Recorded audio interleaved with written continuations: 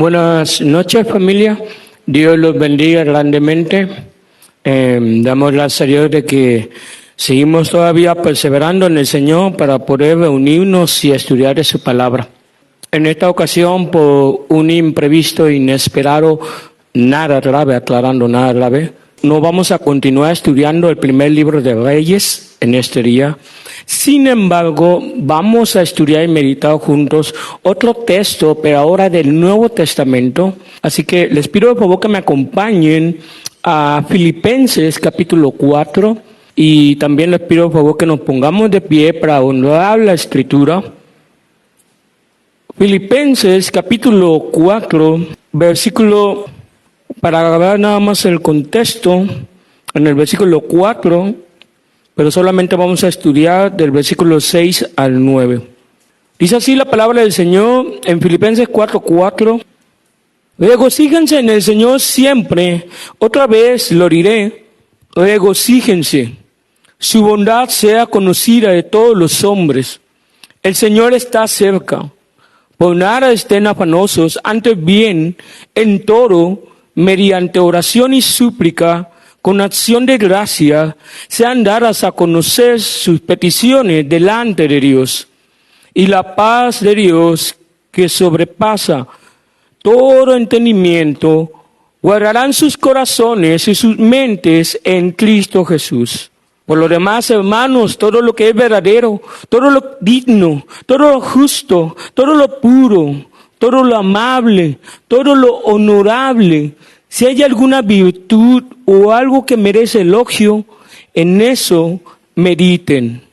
Lo que también han aprendido y recibido y oído y visto en mí, esto practiquen, y el Dios de paz estará con ustedes.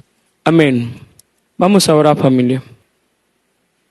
Padre, en el nombre de Jesús, como dice tu palabra, la ley del Señor es perfecta que restaura el alma. El testimonio del Señor es seguro que hace sabio al sencillo. Los preceptos del Señor son rectos que alegran el corazón. El mandamiento del Señor es puro que alumbra los ojos. Padre, en el nombre de Jesús, rogamos, Señor, que tu palabra nos hable y taladre nuestros corazones, nos humille y nos restaure. Te rogamos, Señor, que nos hagas sencillos, que nos des alegría de corazón. Haznos oír alegría por tu palabra, Señor. Señor, que tu mandamiento sea puro, siempre puro para nosotros. Y que tú alumbres los ojos de nuestro corazón y de nuestro entendimiento, para que podamos ver a Cristo y la obra de Cristo en nosotros como iglesia, Señor. Te rogamos que quites de nosotros toda incredulidad, toda preocupación, toda ansiedad en nuestros corazones, para que podamos recibir de la bendición de tu palabra, Señor.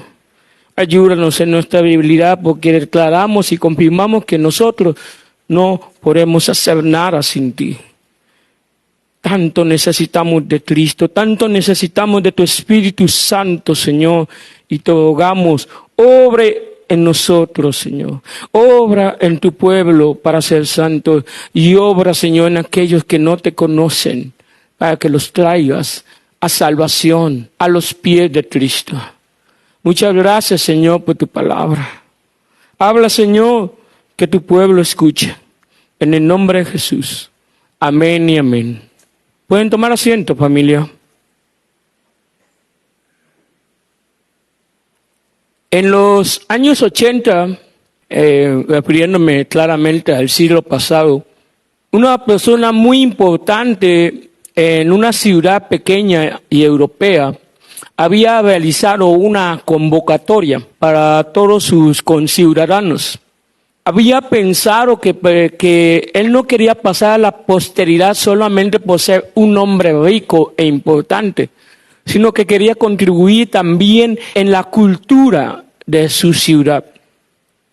Y a él se le ocurrió hacer una convocatoria de pintura con un tema muy importante para él. ¿De qué manera puedes representar la paz perfecta?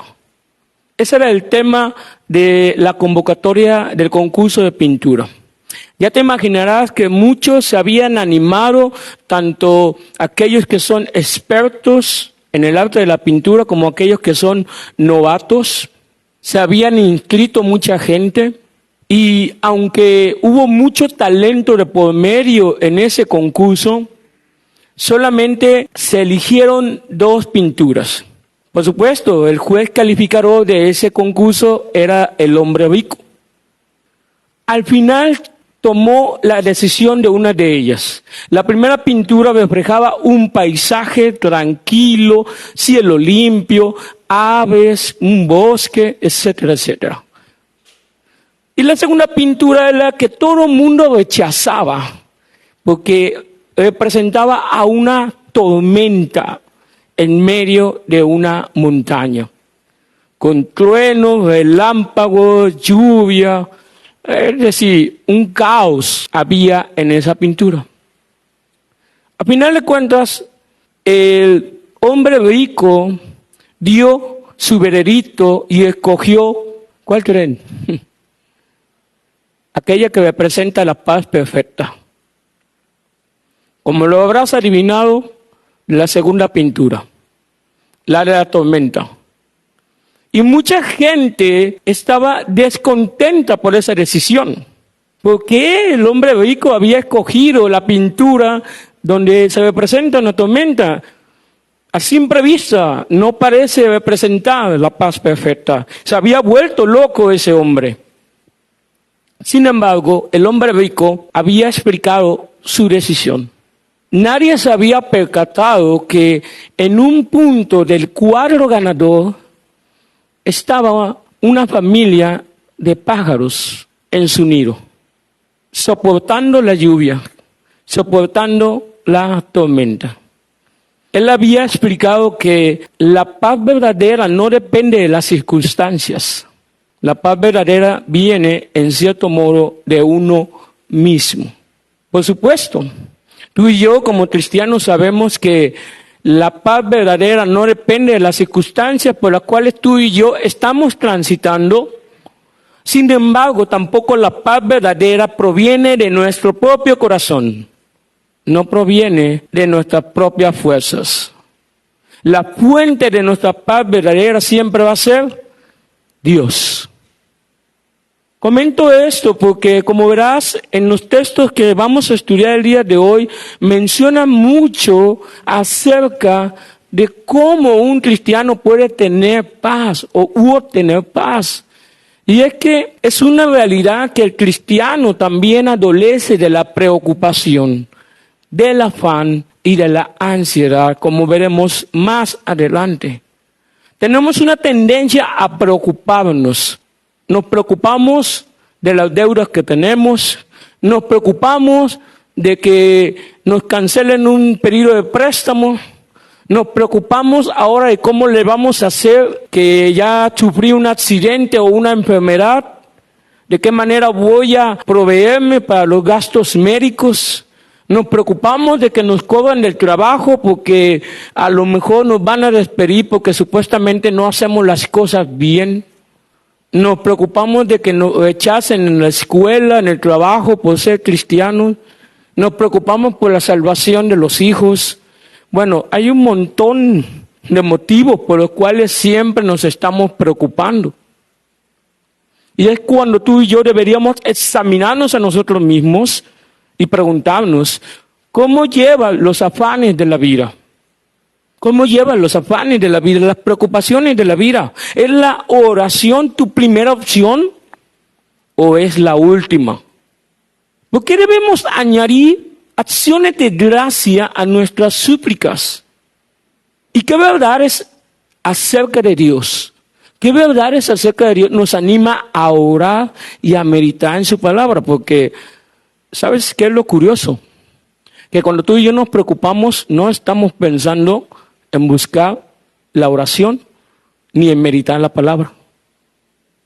No buscamos a Dios bajo esos medios de gracia.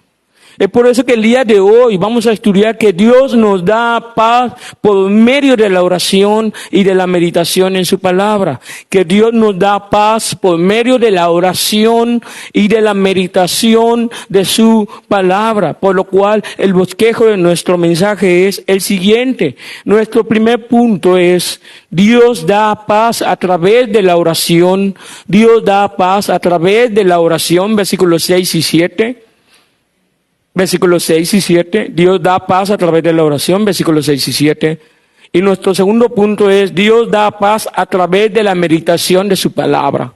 Dios da paz a través de la meditación de su palabra, versículos 8 al 9. Versículo 8 al 9. Así que, amada familia, sin más nos adentramos de una vez al texto de Filipenses 4, versículo 6. Dice: por nada estén afanosos. Por nada estén afanosos. Nótese que este es un mandamiento, no una opción. No dice, si quieres, no te afanes. No.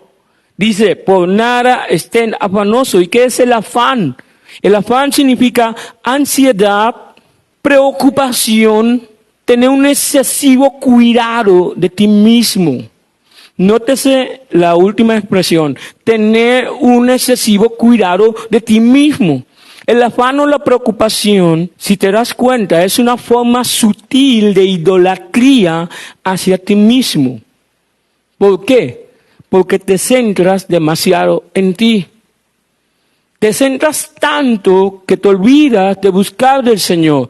Te centras tanto que no te das cuenta que la solución a todas tus situaciones de la vida se encuentra en el Señor. No nos enfocamos debidamente, ponemos la mirada en las circunstancias como lo hacía la gente que vio el cuadro ganador. ¿Qué fue lo que miraron? La tormenta. Pero nunca se les ocurrió ver a la familia de pájaros, lo mismo. Las circunstancias no nos gobiernan. Es Dios quien gobierna nuestra vida. Y si tú te miras a ti mismo, miras tus preocupaciones, ¿cómo me van a afectar? ¿Cómo me voy a cuidar? ¿Cómo voy a resolver estos problemas? ¿Cómo voy a salir de esta situación? ¿Cómo yo? ¿Quién es el centro? ¿Quién es el enfoque? ¿En quién estoy mirando? Sino en mí. Es una forma sutil de idolatría. Acuérdate que esto de no afanarse, que también se puede traducir como no te preocupes, que es la traducción literal, no es un mandamiento nuevo que sale del apóstol Pablo. También lo encuentras de parte de la boca del maestro. En Mateo capítulo 6, versículo 25. Mateo capítulo 6, versículo 25. Mateo 6, 25 dice: por eso les digo, no se preocupen por su vida. Ojo, ¿qué dice? Por su vida. ¿Qué implica? Toda tu vida. Luego dice, ¿qué comerán o qué beberán? Ni por su cuerpo, ¿qué vestirán? ¿No es la vida más que el alimento y el cuerpo más que la ropa? Claro que sí. Versículo 30. En el versículo 30 dice: y si Dios viste así a la hierba del campo, que hoy es y mañana es echada al horno, ¿no hará mucho más por ustedes, hombres de poca fe? Ahora, quiero detenerme tantito ahí antes de continuar con el texto de Mateo. ¿Notaron que Jesús dice hombre de poca fe? La preocupación, amados, es un problema de fe. Es una crisis de fe que incluso raya en la incredulidad. Cuando tú te preocupas, no estás confiando en Dios. Cuando tú te preocupas, no estás depositando tus cargas en Dios. No lo haces. Cuando tú te preocupas, ¿sabes lo que estás haciendo? Estás pecando contra Dios. Estás pecando contra Dios porque la preocupación es todo lo contrario a tener confianza en Dios. ¿Qué es lo que más le agrada al Señor? Que tú confíes en Él, que tú dependas de Él. Pero si tú persistes en tu preocupación centrándote en ti mismo o en ti misma, estás pecando contra Dios, porque no le estás creyendo a Él.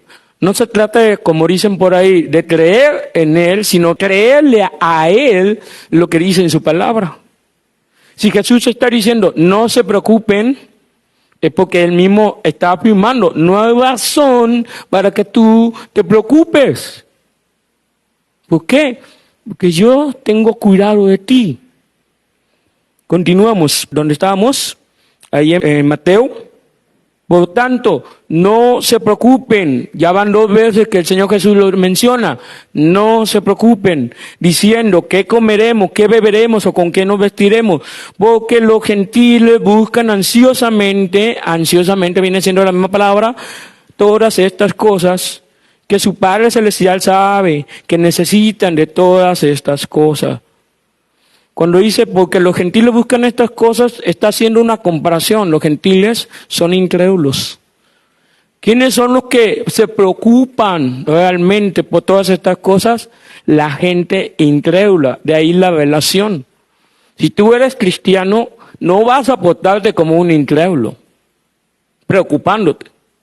Si tú eres creyente, vas a portarte como un hombre o una mujer de fe, caminando en fe en las promesas que Dios ha dado. Si tú tienes una relación con Dios de padre a hijo, Él sí o sí te va a cuidar. Luego dice, pero busquen primero su reino y su justicia. Esa es la prioridad. Su reino, su gobierno y su justicia, que es hacer su voluntad. Y todas las cosas, ¿cuáles cosas? El vestido, la comida y la bebida serán añadidas. Por tanto, tercera exhortación, no se preocupen por el día de mañana, porque el día de mañana se cuidará de sí mismo. Bástale a cada día sus propios problemas. No te afanes tanto que ya estás viendo las cosas a futuro. Ocúpate en las situaciones de hoy y déjaselos en manos del Señor. Pues volvemos a nuestro texto en Filipenses 4, volviendo otra vez al versículo 6. Vamos parte por parte. Versículo 6. Por nada estén afanosos, antes bien en todo, mediante oración y súplica. Nótese que el apóstol dice en todo. ¿Todo qué significa? Todo. Significa cualquier cosa o asunto que tengas entre manos es un buen motivo para orar a Dios. Cualquier cosa que tengas entre tus manos es un buen motivo para orar a Dios. Significa que no haya alguna área en nuestras vidas que no le importen a Dios. A Dios le interesa tu vida. A Dios le interesa tu crecimiento espiritual. A Dios le interesa tus necesidades básicas y físicas. A Dios le interesa absolutamente todo. Porque eres demasiado amado. Eres demasiado amado. En este caso, por contexto, todo es aquello también lo que te preocupa. Aquello que te da ansiedad. Aquello que te provoca afán. Charles Spurgeon dijo en cierta ocasión, convierta todo lo que es una preocupación en una oración. Permita que sus preocupaciones sean la materia prima de sus oraciones. Siempre debemos ver esto, que cuando te llegan las preocupaciones, se asoma tu corazón, se asoma tu cabeza, sí o sí, eso lo debes usar como un motivo para dejarlo en las manos del Señor en la oración. Siempre, cualquier necesidad que tengas. Entonces, ¿qué es la oración? La oración sencillamente es hablar con Dios. Ya tienes una relación de padre e hijo, gracias a Cristo por el Evangelio. Ahora puedes acercarte al Padre, a su trono de gracia, para hablar con Él por medio de Cristo. Se nos dice que también la palabra súplica se refiere a hacer peticiones con perseverancia. Es decir, no nos cansemos de pedir, hacerlo con perseverancia, con fe. No se trata de pedir como si fuera una checklist donde dice, Señor, te pido esto, te pido esto, te pido esto, amén. No. sino pedir con fe y confianza de que Él va a proveer lo necesario para mí, para mi vida, para mi familia, si es su voluntad. Debo confiar que el Señor es el que tiene el control de mi vida. Dice el versículo 6 todavía, dice, mediante oración y súplica con acción de gracias. Y esta expresión tiene la idea de que la acción de gracias, cuando oras, tienes un lenguaje de gratitud. Es decir, que tú le hablas a Dios siempre dando gracias, siempre con un corazón agradecido. Dicho de otra manera, no quejas, no reclamos. No quejas, no reclamos, sino que todo el tiempo estás así: Señor, gracias por la salud, gracias por la vida, gracias porque me permites congregarme, gracias, Señor, porque escucho tu palabra, gracias, Señor, porque aunque estoy enfermo todavía puedo acercarme a tu presencia, gracias, Señor, porque aunque a lo mejor no tengo trabajo todavía me das que comer. Gracias, gracias, gracias. Pero no gracias por decirlas, sino gracias con sinceridad, con genuino corazón. Ahora, dice que es una acción de gracia, es decir, no solamente se trata de decir gracias, sino que todo tu ser está inclinado a alabar y adorar a Dios. Lo haces con alabanza, lo haces con gozo, lo haces con alegría. Gracias, Señor, por tanta fidelidad que tú nos has dado. Es como dice el Salmo 75:1. Salmo 75:1 dice, te damos gracias, oh Dios, te damos gracias, pues cercano está tu nombre. Los hombres declaran tus maravillas. Hay un sentido de admiración y de amor y de entrega al dar gracias al Señor por todo lo que está haciendo en tu vida. Acuérdate que esta acción de gracias tampoco es una opción. Es también un mandamiento. 1 Tesalonicenses 5:18. 1 Tesalonicenses 5:18 dice, den gracias en todo, porque esta es la voluntad de Dios para ustedes en Cristo Jesús. Ahora recordemos, ¿quiénes son los que no dan gracias? Los incrédulos. Romanos 1:21 dice, pues aunque conocían a Dios, no lo honraron como a Dios, ni le dieron gracias, sino que se hicieron vanos en sus razonamientos, y su necio corazón fue entenebrecido. Romanos 1:21. Solamente los incrédulos no le dan gracias, ni le oran a Dios, ni le honran, ni le alaban a Dios. Amado hermano, ¿tú eres un incrédulo o una incrédula? ¿Has examinado tu corazón? ¿Te has pasado todo el tiempo quejándote delante del Señor, reclamándole por lo que no tienes? ¿O le das gracias por lo que Él ya te ha dado y porque sus misericordias son nuevas cada mañana? Continuamos. Versículo 6 dice, sean dadas a conocer, o sea, las acciones de gracia, las peticiones y la oración sean dadas a conocer sus peticiones delante de Dios. Es decir, ten la intención de priorizar tus tiempos de oración para buscar al Señor. Ten la intención clara, voluntaria, de buscar al Señor para priorizar tus tiempos de oración. Ay, hermanos. En una ocasión se me presentó una notificación, un programa, y cuando vi esa notificación, pues la verdad es que a mí me entró la curiosidad, porque no suelo escuchar ese tipo de programas. Vamos a ver qué es lo que enseñan. Todo iba bien hasta que escuché el testimonio de una mujer joven y ella decía entre lágrimas que batallaba mucho para tener su tiempo con Dios. Lloraba demasiado y ojo, es una mujer casada con un hijo de 3 años. Y ella dice, pero se me ocurrió una gran idea, una estrategia. Le voy a pedir a una hermana que cuide a mi hijo y junto con su hijo jueguen juntos y yo voy a tener mi tiempo con el Señor. La reacción que tuve cuando escuché eso fue cancelar la producción del video, ya no quise oír más. En la superficie parece buena idea, ¿no? Pero ¿saben algo? Es una promoción a la irresponsabilidad. ¿Por qué? Porque el buscar tus tiempos con Dios es tu responsabilidad y cuidar de tus hijos es tu responsabilidad, no la de tu hermano. Muchos se quejan de que no tienen tiempo, pero ya lo hemos dicho muchas ocasiones en este púlpito. El problema no es el tiempo, el problema son las prioridades. Y no puedes valerte de estrategias, métodos, para tener tus tiempos con Dios. No puedes hacer eso.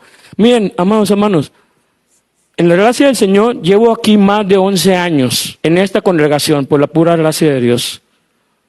Nací antes en el Evangelio por la gracia de Dios y por el Espíritu Santo. Y el Señor me trajo aquí.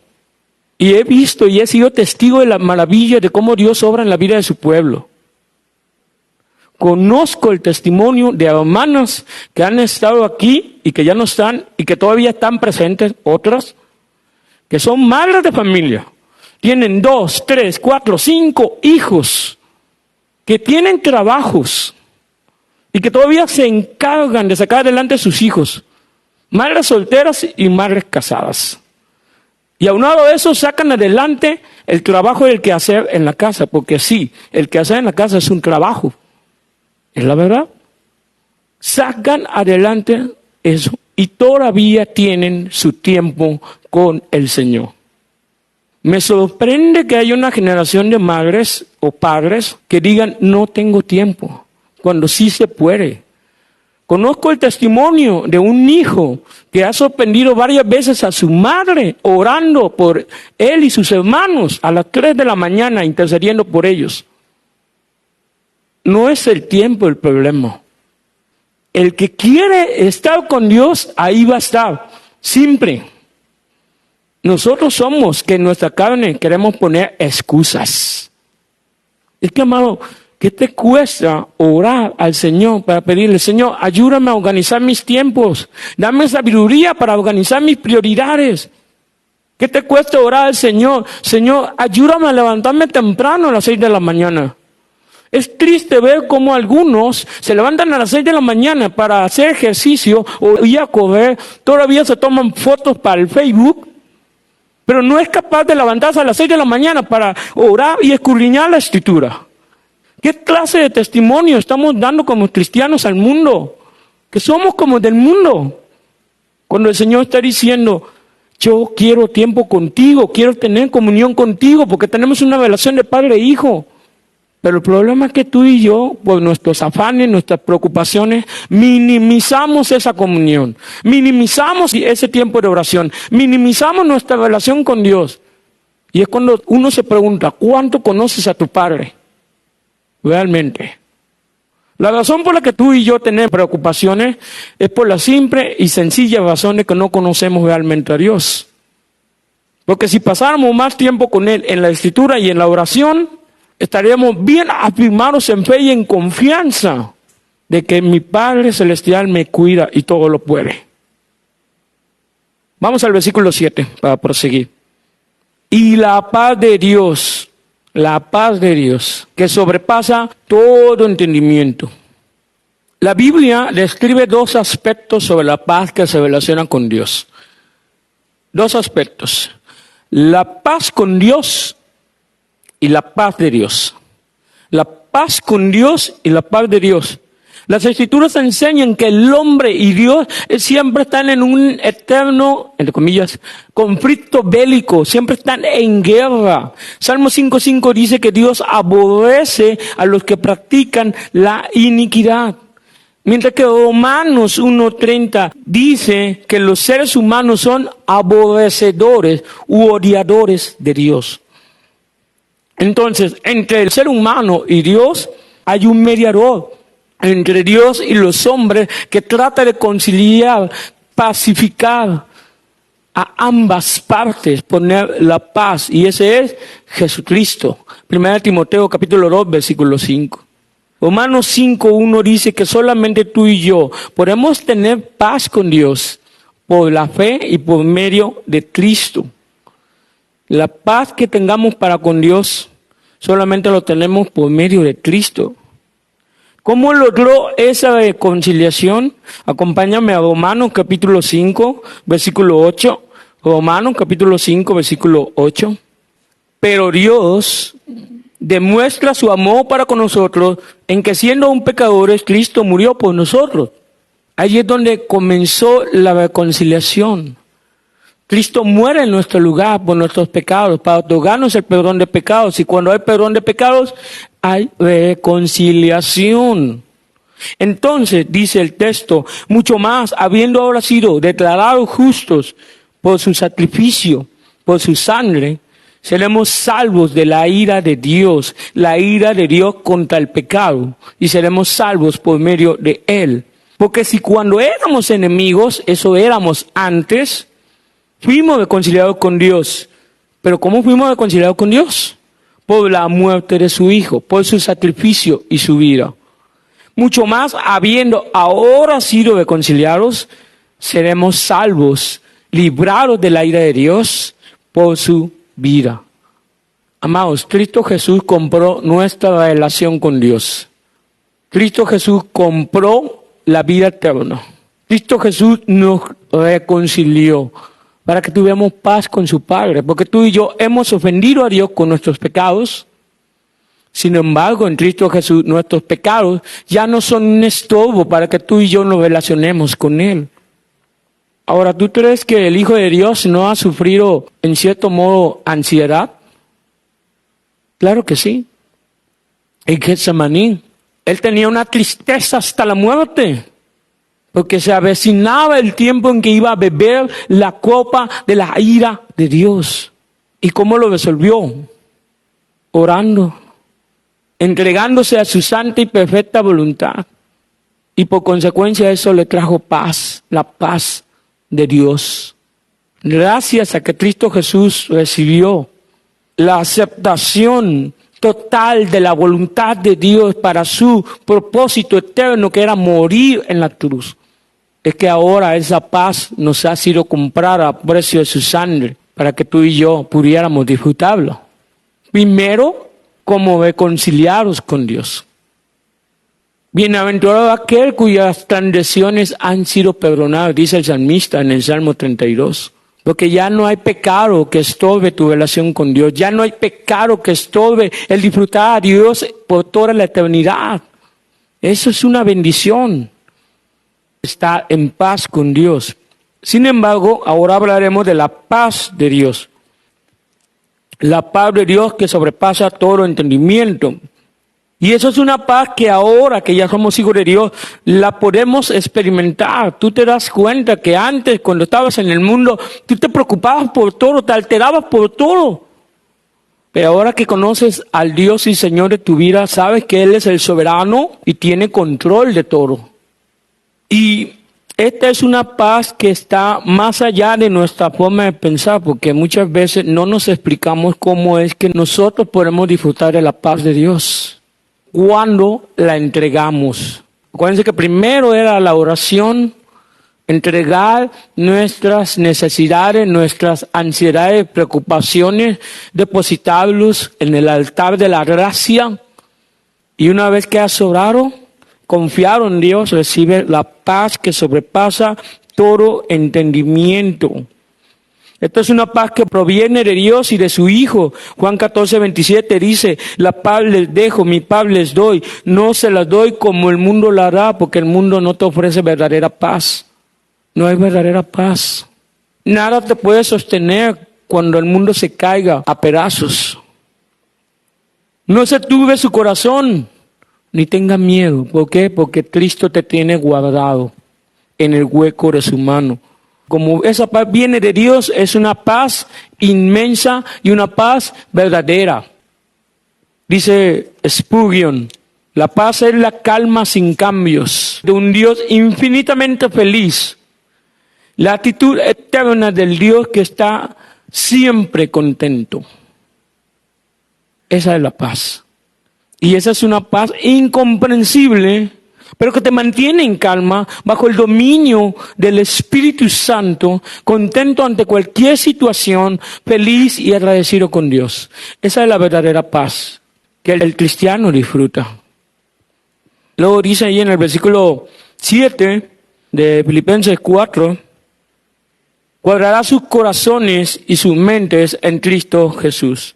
Esta palabra guardará significa que la paz de Dios te cuidará con estricta vigilancia, va a estar pendiente sobre ti segundo tras segundo, minuto tras minuto, día tras día, por toda la eternidad. Que mantendrá tu mente y tu corazón como conservándolo en un castillo o en un fuerte. Cuando tú estás en la paz de Dios, tienes la seguridad y la garantía de que tu corazón y tu mente, tus emociones, tus pensamientos, fácilmente estarán sentados en Cristo Jesús. Tu mente y tu pensamiento estarán profundizando en el hecho de que Jesús es el Señor y Salvador. Eso es lo que significa Cristo Jesús. Cristo Mesías, Jesús el Salvador. Tu mente va a estar afirmada en quién es Cristo.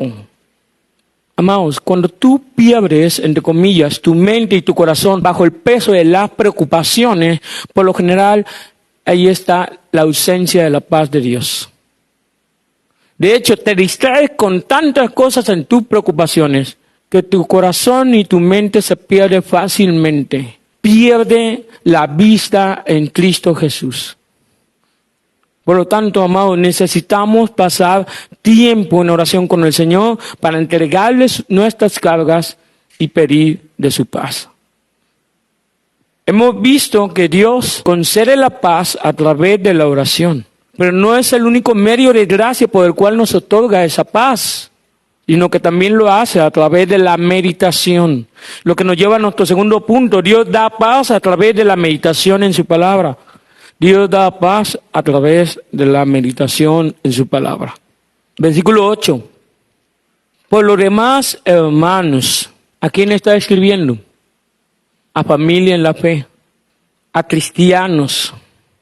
Cristianos verdaderos que luchan con sus afanes, con sus preocupaciones. Y eso es una realidad. Es inevitable que aun cuando está este cuerpo de muerte, que aún tenemos ese remanente de pecado, estamos luchando todavía con el pecado de la preocupación, de la ansiedad en nuestros corazones. Y esto será así hasta que Cristo venga. Vamos a seguir batallando con nuestra propia carne, con los pensamientos de nuestro corazón. Sin embargo, tú y yo sabemos que no estamos abandonados a la deriva porque la gracia de Dios nos acompaña. Es por eso que el apóstol Pablo describe una serie de cosas en este versículo y en el siguiente que todo cristiano debe pensar o meditar. Que todo cristiano debe pensar y meditar. Ocupar sus pensamientos en las cosas espirituales. ¿Qué nos dice ahí en el versículo 8? Todo lo que es verdadero. Dicho de otra manera, no pienses en aquello que es mentira. No pienses en aquello que es falso. No pienses en aquello que es mundano. Piensa en aquello que es verdadero. La verdad, tú y yo sabemos, se encuentra en Jesucristo. Juan 14:6 lo dice, que Él es el camino, la verdad y la vida. Y también encontramos la verdad en su palabra. Salmo 119, versículo 160, dice, la suma de tu palabra es verdad. Me sorprende la forma en que el Espíritu Santo inspiró al apóstol Pablo para comenzar con lo primero en la lista. Comienza por la verdad. Deja de mentirte a ti mismo. Deja de engañarte a ti mismo. Deja de pensar en ti mismo. Porque tu corazón es perverso y engañoso. No hay verdad en tu corazón. Deja que la palabra sea la que guíe tu corazón, tu mente, tu pensamiento, tus emociones, tus sentimientos. ¿Cómo? Con la verdad. Me asombra la sabiduría de Dios para comenzar con esta primera cosa que debemos de pensar y debemos de meditar. Luego dice ahí en el versículo 8, todo lo digno. Es decir, que se refiere a todo digno de respeto. Todo digno de respeto. Cuando tú te encuentras con una persona prominente, ¿qué haces? Lo saludas, lo reverencias con respeto. Busca aquello en tus pensamientos. Busca aquello que esté meditando, reflexionando, que sea digno de respeto. ¿Quién es el más digno de respeto? El Señor. ¿O hay alguien más digno que Él? Claro que no. Es el Señor. Él es digno de toda nuestra admiración. Salmo 145, versículo 3. Salmo 145, versículo 3 dice: grande es el Señor y digno de ser alabado en gran manera, y su grandeza es inescrutable. Esa es la forma que tú tienes que pensar conforme a la Escritura. Grande es el Señor, digno de toda mi admiración, de mi respeto, de mi reverencia. Él es digno que yo lo alabe todo el tiempo. Estoy admirado de su grandeza. Después dice: todo lo justo. Amados, fíjense cuántas cosas podemos pensar y desperdiciamos tanto tiempo en otras cosas que no deberíamos. Todo lo justo, ¿qué se refiere? Que mi forma de pensar debe estar en armonía con la justicia de Dios.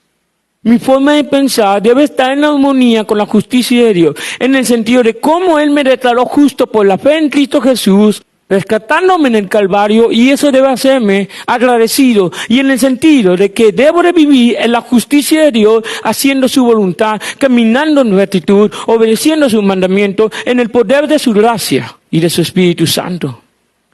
Es decir, si hay algo que por lo que vale la pena preocuparme, debería preocuparme por hacer la voluntad de Dios y preocuparme por las cosas santas que son válidas de pensar. Salmo 103, versículo 6, el Señor hace justicia. El Señor hace justicia. ¿Cuánto te gozas tú de pensar que el Señor es justo? ¿Alguna vez has pensado en la justicia de Dios? Que bien Él podría haberte castigado y mandado al infierno, y sin embargo eres salvo o salva por la gracia del Señor, por la misericordia del Señor. Luego dice, después de todo lo justo, todo lo puro. Significa lo que es limpio y sin contaminación moral. Amados, se trata de tener como en la diadema de Aarón, cuando la colocaban en su cabeza, en sus ropas sacerdotales, decía: santidad a Jehová. Mantener tus pensamientos puros. Obviamente no eres perfecto, ni yo soy perfecto, pero puedes pedirle al Señor cómo vas a perseverar en la santidad de tus pensamientos con la gracia y la ayuda de Dios, para aborrecer el pecado. Pensar en lo santo te ayuda a aborrecer y alejarte y huir del pecado. ¿Cómo puedo pensar en la santidad? Lo dice el Salmo 119, versículo 40. Salmo 119, versículo 40 dice: es muy pura tu palabra y tu siervo la ama. Dicho de otra manera, ama la palabra de Dios, porque la palabra de Dios es pura. Salmo 119, 40. Con eso puedes crecer en santidad, con la palabra de Dios. Acuérdate que Juan 17, 17 dice: santifícalos en tu verdad, porque tu palabra es verdad. Después de todo lo puro, todo lo amable. Todo lo amable puede significar también agradable o amigable. Esto implica que los creyentes deben enfocarse en todo aquello que es generoso, todo aquello que es agradable. Amado, yo te pregunto algo. ¿Dios es agradable para ti? Y si es agradable para ti, ¿por qué ocupas en tus pensamientos otras cosas que no son agradables a Dios? ¿Por qué piensas en cosas que sabes que a Dios le desagrada? ¿Cómo desear algo que no debes? Codiciar, envidiar, tener celos, enojarte contra alguien. Tú lo sabes. Eso no es agradable delante de Dios. Tú sabes que hemos de vivir delante de Dios buscando su voluntad. Romanos 12:2 dice que la voluntad de Dios es agradable, buena y perfecta. Si Dios es agradable, su palabra es agradable, por lo tanto te puedes deleitar en Él. ¿Por qué te deleitas en cosas que se relacionan con el pecado? ¿Por qué te deleitas con pensamientos impuros en tu corazón? Cuando Dios es supremamente agradable, extremadamente deleitable, Es excelente en toda la perfección de cualquier pensamiento que pudiera abarcar en la finitud de tu mente y de tu corazón. No hay nada que se compare al Señor. Él es sumamente agradable. Y luego dice, todo lo honorable. Es aquello que es tenido en alta estima. Tú estimas a Dios.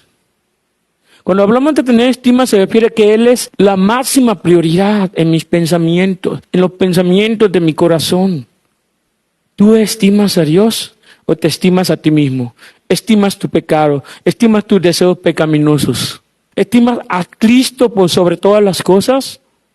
Y como dice el primer mandamiento, amarás al Señor con todo tu corazón, con toda tu alma y con toda tu fuerza. Solamente en el poder de la gracia y del Espíritu Santo puedes colocar a Dios en tus pensamientos día tras día. No es imposible hacer eso. Salmo 7:1 dice que Él es bueno. Él es bueno en el sentido de que Él es digno de alta estima. Y después dice, si hay alguna virtud, algo que merece elogio, en esto meriten. Claro que Dios es virtuoso. Claro que el Señor es digno de elogio, merece elogio. Amados, ¿tú elogias a Dios por sus maravillas?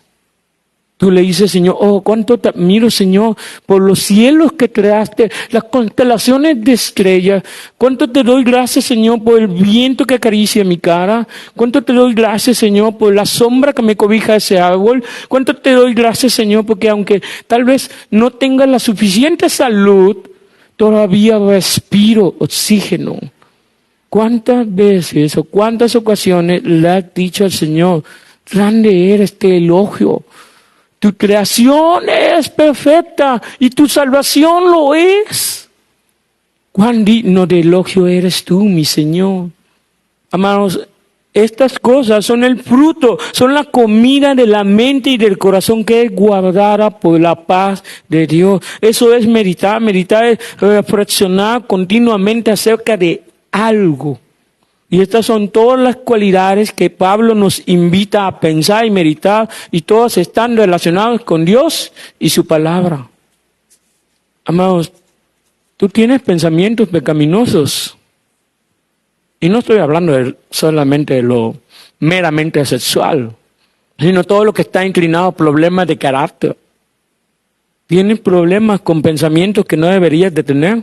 Examina lo que estás dejando entrar en tu mente y en tu corazón, porque muchas veces eso recibimos influencia de nuestro propio corazón o influencia de todo lo que vemos. Puede ser redes sociales, películas, series, libros, autores.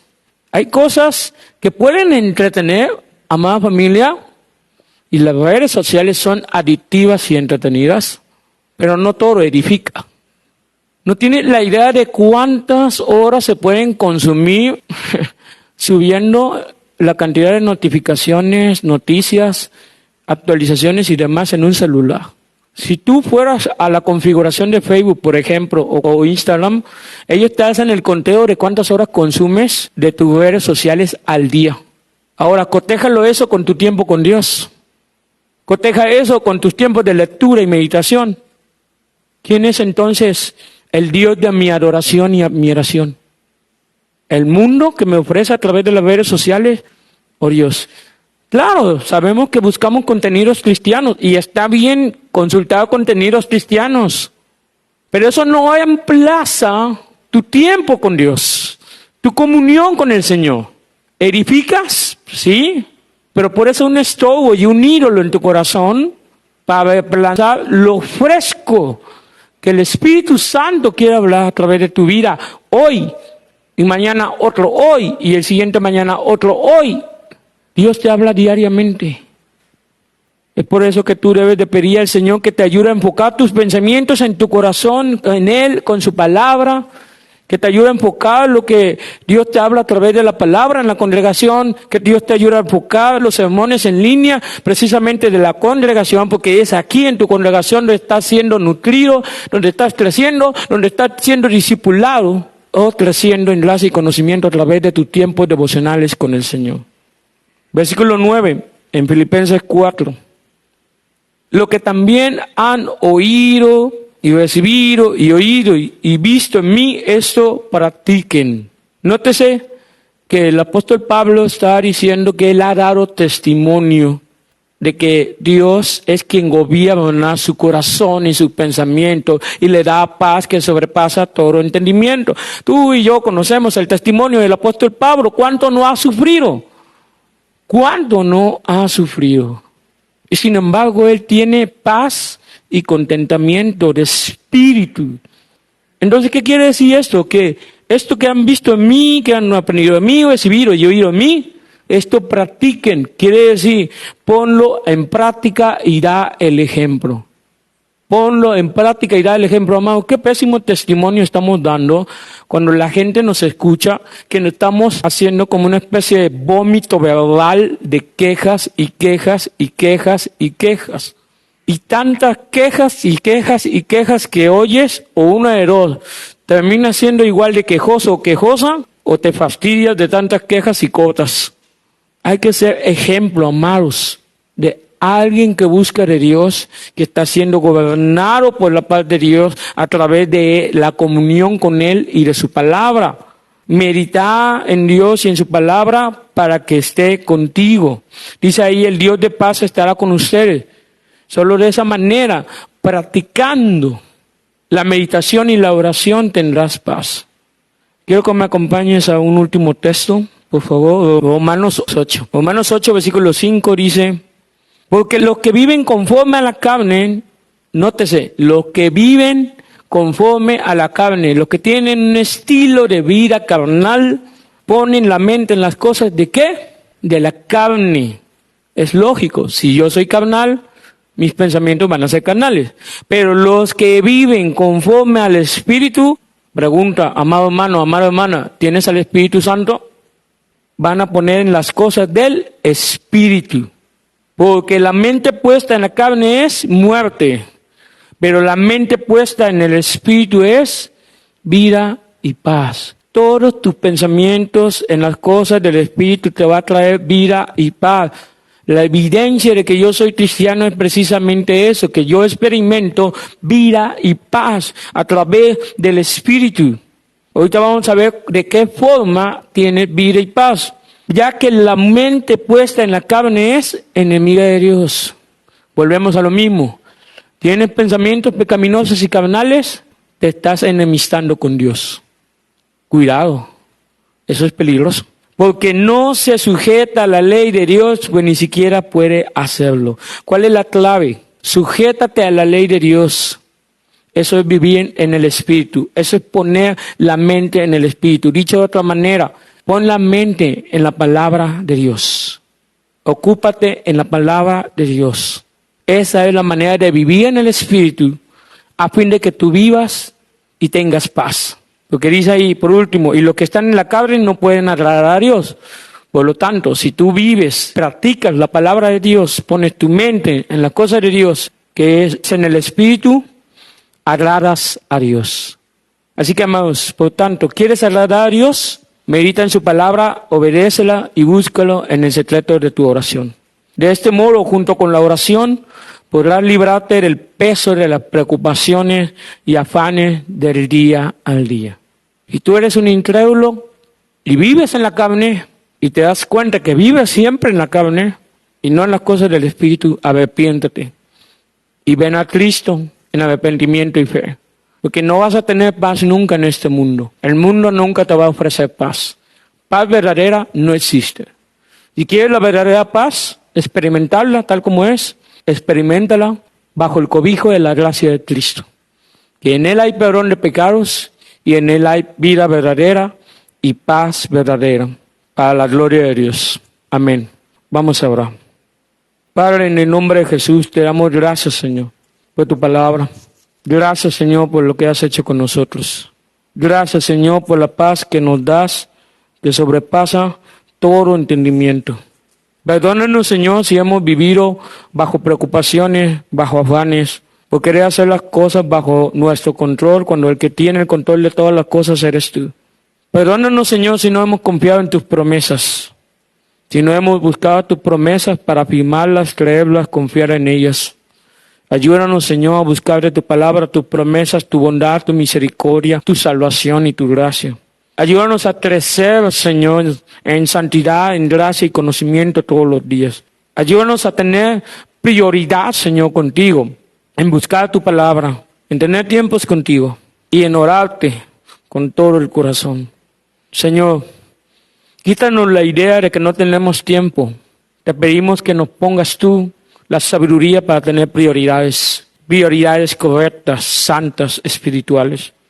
Dejamos en tus manos, Señor, todas nuestras cargas, nuestras preocupaciones. No permitas que seamos como en el mundo que andan sin ti, sin esperanza, sino que nuestra esperanza está arraigada y pimentada en la roca de nuestra salvación, que es Cristo Jesús. Gracias, Señor, por la bendición de tu palabra. Gracias, Señor, por lo que nos has enseñado hoy. A ti siempre la gloria. En Cristo Jesús. Amén y amén.